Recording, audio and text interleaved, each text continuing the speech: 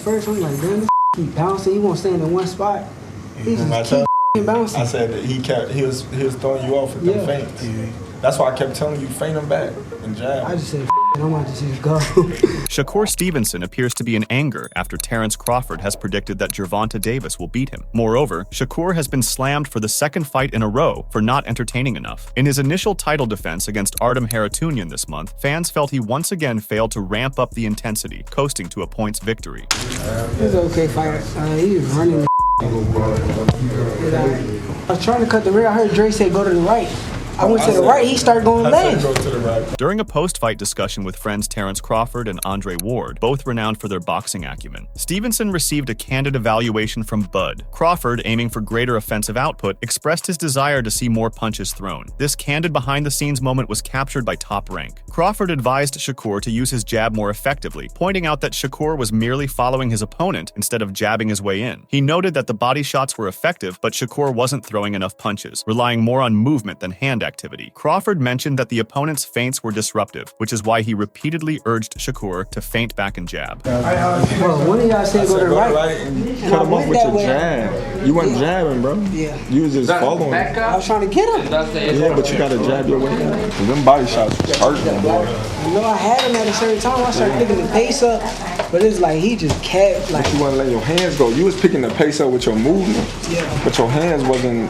You know what I mean? It was a certain time I started throwing, boom, boom, boom, boom, boom. I just started touching. In response, Stevenson stated that Harutyunyan was only there to survive. He has faced criticism from fans, analysts, and fellow fighters, yet he remains determined to defend himself on social media and promises to keep improving in the gym before his next match. As the 27-year-old navigates free agency and engages in discussions with various promoters eager to collaborate, the identity of his next opponent remains uncertain. He has shown interest in facing top contender William Zepeda. However, Oscar De La Hoya has stipulated that Stevenson must join Golden Boy Promotions to secure the fight. In another development, Crawford stepped up to support Stevenson. Moreover, Crawford reminded Stevenson that enduring criticism is something all greats have faced. The New Jersey native has taken to social media, engaging in heated exchanges with members of the boxing community. Bud and Fearless have a close relationship because they were both fighters for Top Rank in the past. In an interview with Brian Mazik, Crawford counseled his erstwhile partner. He said, "Those ain't real supporters. You can't worry about those individuals. But at the same time, who cares?" He looked sharp, and he won with flying colors. All the greats have been through those types of adversity moments. People talked bad about Floyd Mayweather. People talked bad about me, and people talked bad about Ali. People are going to talk bad about the great ones. There was indeed a period when Ali was viewed as a dull fighter, and during the second half of Mayweather's career, he faced significant dislike from fans. Criticism of fighters is inherent to the sport, and whether they appreciate it or not, it is sometimes a consequence of their own actions. Crawford is correct when he says, "Who cares?" In actuality, Stevenson should tune out the chatter and concentrate on giving a spectacular performance in the upcoming match. Meanwhile, we know that Shakur has made it clear that he wants to fight the most notable names in his division. However, nobody has accepted the challenge so far. At only 27, this polished defensive boxer has already claimed championships in 3 weight classes and currently holds the WBC lightweight title. The 135 and 140-pound divisions are brimming with top-tier talent, featuring notable fighters like Gervonta Davis, Vasily Lomachenko, Devin Haney, and Teofimo Lopez. A notable name is absent from Stevenson's resume, and the Newark native aims to rectify that in his upcoming bout by pursuing a unification match against either Tank Davis or Lomachenko. Nonetheless, Lomachenko's promoter has indicated that the Ukrainian is likely to secure the fight with Davis next. Stevenson's sparring mate, Terrence Crawford, understands firsthand the challenges of securing that pivotal career bout. He endured years of waiting until he eventually seized his undisputed lightweight showdown with Errol Spence Jr., a bout he would ultimately dominate, elevating his stardom to new heights. Crawford informed his gym partner in an interview with Fight Hype that the secret to making these fights happen is patience. He said, "I just tell him they take time to make those types of fights, especially when the guys are on 2 different playing fields. One Top Rank and one signed with Al Heyman, and they're not doing business right now." Stevenson has transitioned into free agency after concluding his final bout under the Top Rank contract against Artem Harutyunyan. This shift clears a significant promotional hurdle, paving the way for him to pursue the matchups he desires. Crawford added, said, "So you just gotta be smart and let everything play out and pan out how it's going to. Everything else will fall in place." Tank against Shakur is one of the boxing fights in and around the lightweight division that spectators have been calling for. Among the stellar talents hovering around the 135, 140 weight classes, Devin Haney, Teofimo Lopez, Vasily Lomachenko, and others, a glaring shortfall persists in the number of marquee bouts. While Haney, Lopez, and Lomachenko have recently squared off against each other, Gervonta Davis, despite his victory over Ryan Garcia, hasn't engaged frequently enough with top-tier competition. Stevenson, eager to land a showdown with Lomachenko, finds himself in a similar position. The skilled technician yearns for a headline-grabbing clash against a superstar like Tank. If the bout materializes, it's hardly unexpected that Shakur Stevenson's close friend and training companion, Terence Crawford, would support him to emerge victorious, especially fresh from his highly anticipated clash with Errol Spence, as he conveyed to Showtime. He said, "Shakur, hands down." In a different interview, Bud Crawford stated that this is Stevenson's hardest test despite his confidence. He said, "One thing I can say about Tank is he's smart, he can box, and he's explosive. I see that being Shakur's toughest fight because of the power. Everybody knows Tank punching, despite Tank declaring that Shakur is on his hit list for his next 7 bouts. Fans are eager for less chatter and more action. If the fight were arranged now, it would be a lightweight unification match, further intensifying an already captivating scenario by adding more belts to the mix. In the past, but Stevenson now has no contract with Top Rank. He became a free agent, potentially simplifying negotiations for a bout with PBC's Davis. Does Shakur Stevenson merit all the online criticism after his recent fight? Terence Crawford and Claressa Shields think otherwise. They argue he fulfilled his role and secured the victory. The issue began after Stevenson's bout against Edwin de los Santos in November of the previous year. Fans took on the roles of judge and jury, labeling him as uninteresting. They had a valid argument. Stevenson chose to steer clear of taking risks, aiming to secure a victory by scoring points instead. This strategy was evident once more in the bout against Artem Harutyunyan last weekend, sparking another wave of criticism directed at the Newark boxer. Yet, isn't his primary objective to win the fight? Nevertheless, Bud Crawford and T-Rex Shields stepped in to defend him. After what seems like the entire community turned on Shakur Stevenson, criticizing him for his performance, Terence Crawford hopped on X to write,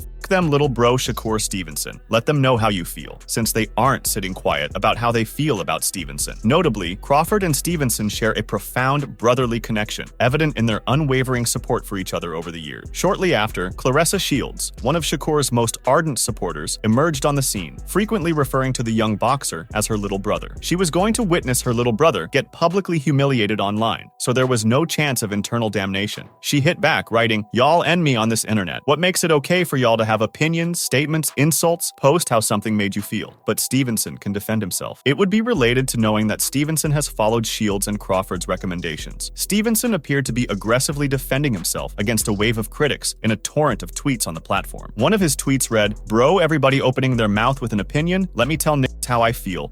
It." However, Stevenson has something else to say right after beating Harutyunyan. The fans' disappointment was predictable. Boos erupted during the bout as the rowdy hometown crowd, eager for an action-packed fight, instead witnessed a sporadic match that felt more like a track meet. In the post-fight interview, Stevenson blamed the boos on his opponent. However, that changed swiftly when fans took to social media. It was a knockout they wanted. So, Stevenson responded, writing, "Most hated man in the sport. I appreciate y'all for it, thank you. Much respect to Artem, he came in shape and did what he could last night. I respect it." Disappointed with the reactions from the fans, Stevenson gave props to the people who supported him and wrote, "Tell your Fav fighters to jump in the ring, since I'm not like that, I'll be ready." What lies ahead for Shakur Stevenson? Now a free agent after turning down a $15 million offer from Top Rank for 5 fights, he may secure more high-profile bouts. However, with all the criticism surrounding him, the real question is, who will be willing to step into the ring with him? Recently, Stevenson recalled a savage sparring session with Terence Crawford in 2015. Stevenson has established himself as a prominent figure in American boxing, securing world titles across 3 different weight divisions. He currently reigns as the WBC lightweight champion. Throughout his professional career, Stevenson has not lost, and opponents have seldom been able to take him down. However, Stevenson was matched up against current pound-for-pound superstar Crawford as a promising young prospect at the age of 17. Bud, who is 9 years older, viewed this as a crucial training experience. It was essential for bridging the gap between his amateur career and the professional level. Stevenson proposed instigating sparring sessions, only to find himself unexpectedly on the receiving end of a thorough beating in the gym. Stevenson recounted an experience from when he was around 17, recalling how he approached Crawford and asked if they could spar. During this session, Stevenson quickly realized he wasn't the best, as Crawford thoroughly outmatched him. They spared for 2 or 3 rounds, each lasting 4 minutes, and Crawford dominated the session, giving Stevenson what he described as the worst beating he had ever experienced as a fighter. So right now, where you at? Like, start talking crazy to me, we start talking back and forth. This is like the beginning of me and Bud, like,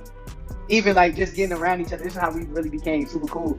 So I'm on my way to the gym and I go pull up on him.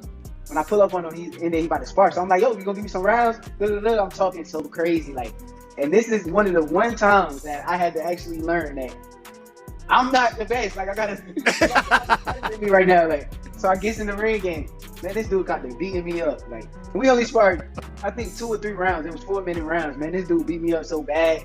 I swear to God, that was the worst ass whooping I ever had.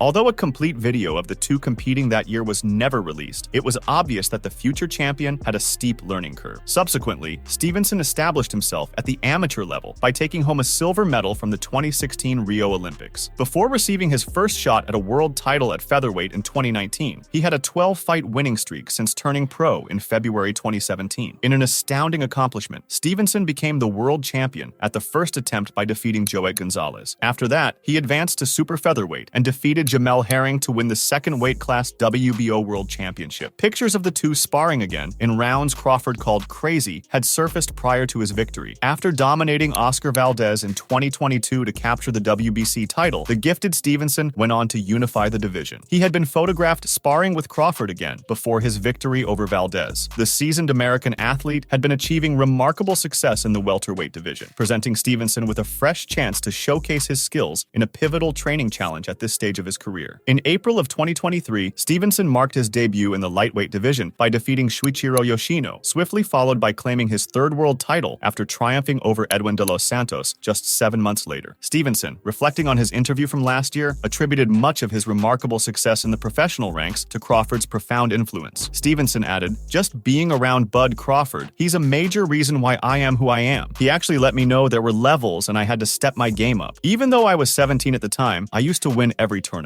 I wasn't like a normal 17-year-old. I just knew at that point in time I needed to get better than what I am. Next time I get in the ring with this guy, I want to be able to do something with him. He can't just beat me up like that." Following his own success in the sport, Crawford has emerged as one of the top pound-for-pound fighters today. At 36 years old, he boasts world championships across 3 weight divisions, achieving undisputed status in both super lightweight and welterweight categories. His most well-known victory occurred in July when he defeated fierce competitor Errol Spence to complete the trifecta at 147 pounds and solidify his place in history. The incredibly gifted legend will try to win 4 weight titles on August 3rd when he fights Israel Madrimov at 154 pounds. That might potentially result in a matchup that defines Canelo Alvarez's legacy in 2025. At 168 pounds, he presently controls all the marbles. Meanwhile, in Philadelphia, Jaron Ennis thrilled local fans by successfully defending his IBF welterweight world title against David Avanesian. The unbeaten Ennis, now 32-0, sealed the victory with a powerful left hook in the 5th round, prompting Avanesian to retire in his corner. Since 2023, fans have eagerly clamored for a showdown between former undisputed welterweight champion Terence Crawford and rising star Ennis. The buzz intensified after Boots impressively dispatched Avanesian faster than Bud did in 2022, securing a round 6 KO victory over the Russian. Now, talks of a blockbuster welterweight clash are gaining momentum once more. Recently, Shakur Stevenson outright rejected the notion of a showdown between the former undisputed welterweight champion and the current top contender in the 147-pound division. Stevenson made a surprise appearance at Ennis' showdown, followed by an exclusive interview with Fight Hub TV. During the interview, he weighed in on the potential Crawford-Ennis bout, offering his thoughts. Shakur declined to answer the question, expressing his admiration for his big brother, Bud, whom he considered an exceptional fighter. He also praised Boots as the future of boxing, predicting that Ennis would become undisputed at